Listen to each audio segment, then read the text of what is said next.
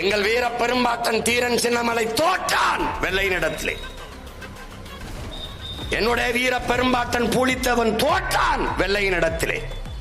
என்னுடைய வீர பெரும்பாட்டன் அழகுமுத்துக்கோன் தோற்றான் வெள்ளையனிடத்திலே. இன்னொரு பாட்டன் மன்னர் வீரபாண்டியன் தோற்றான் கட்டபொம்மன் வெள்ளையனிடத்திலே.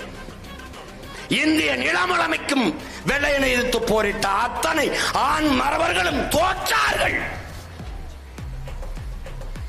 ஆனால் ஒரே ஒரு நிலத்தில், ஒரே ஒரு களத்தில், நான் பிறந்த நிலத்தில் என்னுடைய பாட்டி வேலு நாச்சியார் மட்டும்தான் ஒரு வீர மங்கை மான மரத்தி, அவள் ஒருத்திதான் நேரடியாக களத்திலே வெள்ளையனை பொருத்தி வீழ்த்தி வென்று மறுபடி முடிசூடினார். இதுதான் இந்திய துணைக்கண்டத்தின் ஒப்பற்ற வரலாறு.